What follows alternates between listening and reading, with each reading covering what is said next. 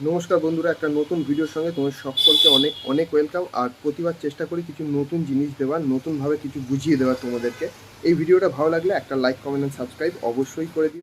আজকের যে ভিডিওটা বানাতে চলছি সেটা হচ্ছে এশিয়ান পেন্টসের একটা ভিডিও। এশিয়ান পেন্টস কখনোই আমাকে স্পন্সর করে না, কিন্তু আমি এই ভিডিওটা এশিয়ান পেন্টসের একটা প্রোডাক্ট নিয়েই বানাচ্ছি। সেটা হচ্ছে অ্যাপোলাইট রাস্ট সিল্ড।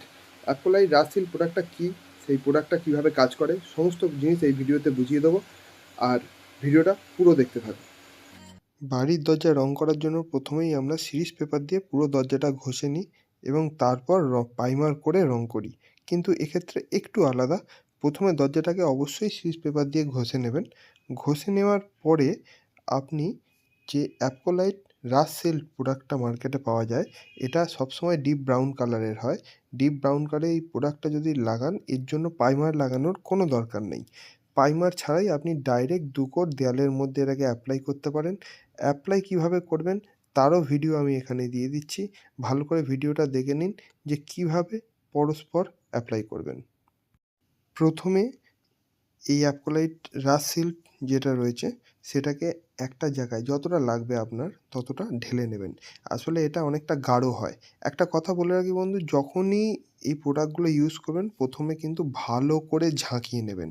কারণ দোকানের মধ্যে মালগুলো থাকে অনেক সময় নিচেটা গাঢ় হয়ে যায়, ওপরটা মানে কেমিক্যালটা ওপর দিকে উঠে আসে।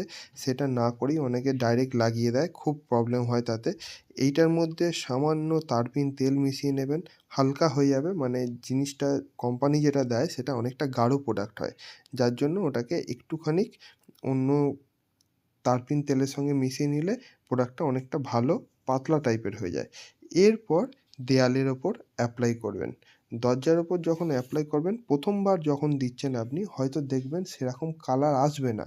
খুব সিম্পলভাবে বলে দিলাম, হয়তো প্রথমবার যখন মারছেন দেয়ালের এই দরজার মধ্যে তখন দেখবেন ভালো কালার আসবে না।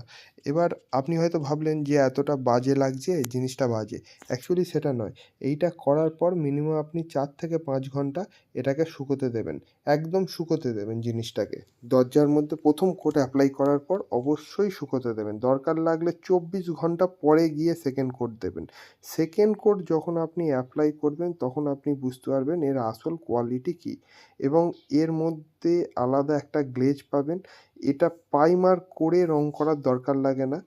এই কালারটা আপনি দেখলেই বুঝতে পারছেন যে ব্রাউন টাইপের কালার আসে, এবং এটাকে দরজার মধ্যে করলে দরজা অনেক টেকসই হয়।